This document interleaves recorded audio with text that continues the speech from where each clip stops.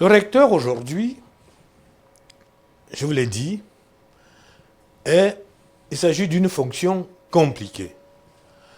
Une fonction compliquée, et là je reviens maintenant de manière globale sur l'ensemble des traditions et notamment sur le vécu que nous en avons en Afrique. Une fonction complexe parce que dans cette fonction, il doit réunir une foule de compétences.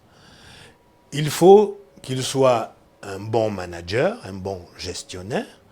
Il faut qu'il ait des capacités, des compétences en matière de dialogue interculturel, de dialogue avec le monde économique local et international.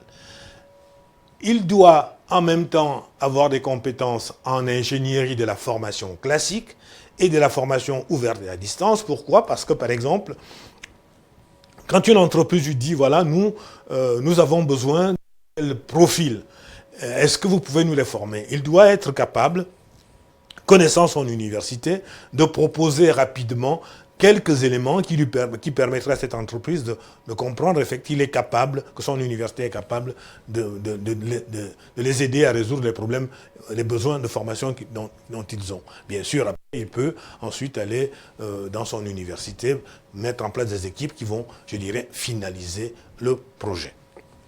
Le recteur doit avoir des compétences aussi, je dirais, sur la formation continue des adultes.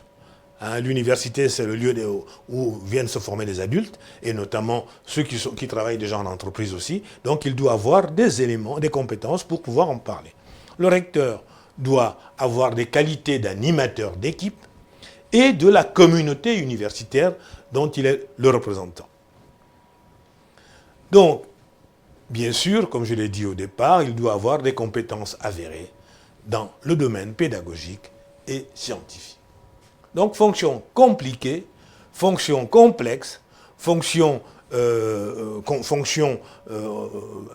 extraordinaire.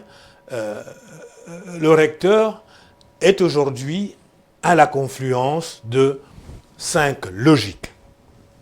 Il faut bien comprendre ces 5 logiques.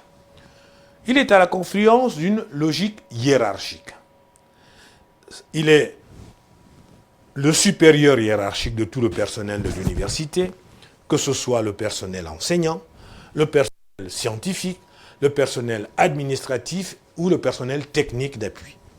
Mais il est aussi, quelqu'un qui obéit à une hiérarchie, que cette hiérarchie lui vienne du conseil d'administration de l'université ou des autorités politiques telles que le ministre de l'enseignement supérieur. Le recteur obéit aussi est aussi à la confluence d'une logique collégiale. C'est très important, beaucoup de recteurs oublient cette démarche qui est pourtant implicite dans leur fonction. Dans ses relations avec ses collègues enseignants, le recteur n'a pas un pouvoir hiérarchique, mais il vit avec les enseignants de son université une relation collégiale. Cela veut dire qu'il assure non pas une autorité administrative, mais une sorte de magistrature morale vis-à-vis de ses collègues enseignants. C'est très important, cette logique, parce que c'est ce qui lui fait qu'il doit avoir le maximum de modestie pour exercer sa fonction. Il doit être à l'écoute de ses collègues. Il n'est pas quelqu'un qui est détaché de l'université. Il est d'abord enseignant de son université. La troisième logique, bien sûr, c'est la logique politique. Du fait que les décisions importantes dans une université sont prises et votées en conseil d'administration et dans certains cas, doivent être ensuite adoptées par le gouvernement, notamment dans la loi des finances. Le recteur est donc à la fois l'interlocuteur de l'université vers le ministère et, bien sûr, du ministère vers l'université, il est l'interface. Donc c'est très important, il est donc un acteur qui permet la synergie entre les autorités politiques et, je dirais, la communauté universitaire. Le recteur est aussi est investi de la dimension de l'homme public.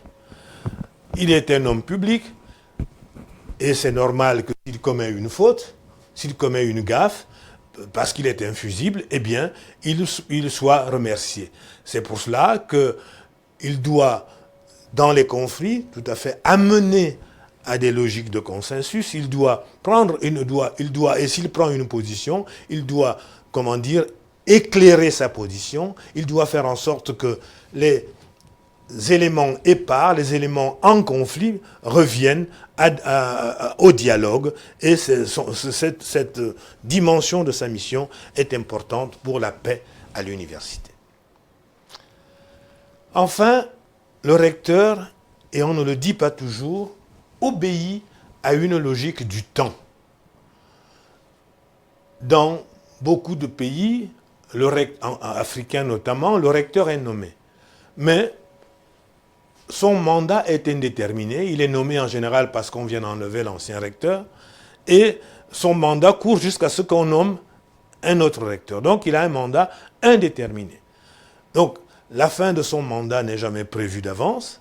Elle est liée aux événements qu'il ne maîtrise pas toujours, grève, etc., etc. Mais tout cela ne doit pas le bloquer. Il est au fond comme un grand joueur d'échecs qui joue plusieurs parties en même temps avec des joueurs différents, apparents et réels, individuels et collectifs. Et dès qu'il a décidé d'un coup à une table, il quitte cette table pour aller se concentrer sur une autre partie à une autre table, mais c'est cela son métier, et ainsi, au fond, il exerce donc plusieurs charges avec un nombre important d'acteurs. Mais cette dimension du temps indéterminé, ne doit pas le pénaliser, il doit pouvoir malgré tout travailler à avancer dans son métier. Qu'est-ce qu'être recteur? Être recteur, c'est un métier décisif, un métier où on prend des décisions. J'aime bien l'expression de mon ami Jean-François Denef qui aime à dire que il faut éviter la position de chien crevé au fil de l'eau. Le chien crevé, il suit. Et les événements arriveront. Non. Eh bien, le recteur, c'est quelqu'un qui doit prendre des décisions, qui doit expliquer, qui doit consulter pour prendre ses décisions et qui doit expliquer la nature et la logique de ces décisions. Il est amené donc à faire des choix. Il est amené à faire des choix pour fixer le but. Il est amené à organiser et à conduire des actions. Il est amené à coordonner, à animer, à soutenir, à évaluer et à contrôler les acteurs et leurs actions. À ce titre, pour remplir sa mission, il doit se préoccuper bien sûr des compétences, des performances et de l'implication des acteurs qui sont sous sa responsabilité. Et c'est là l'une des tâches les plus difficiles, c'est-à-dire au fond, devenir et continuer à devenir en permanence le berger d'un troupeau de chats. Il lui faut aussi, avant tout, disposer de compétences en matière de relations et de communication.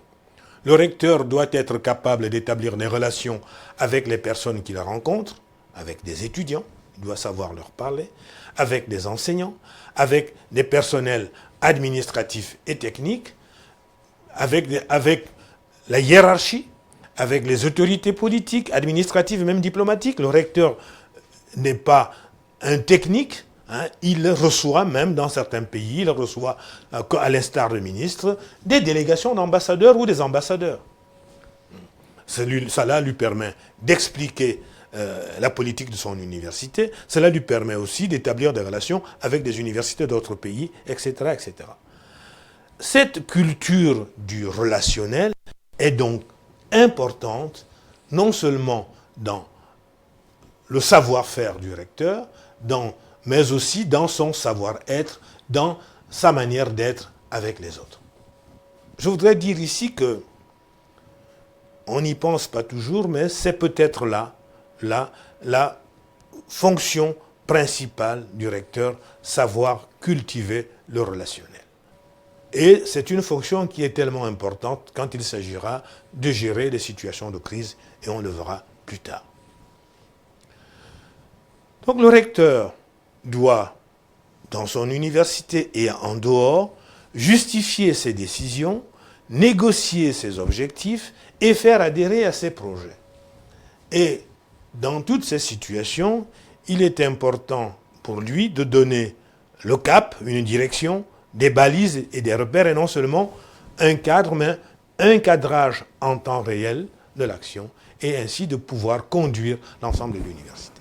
Il m'est arrivé de gérer des grèves sur la logique du bon sens.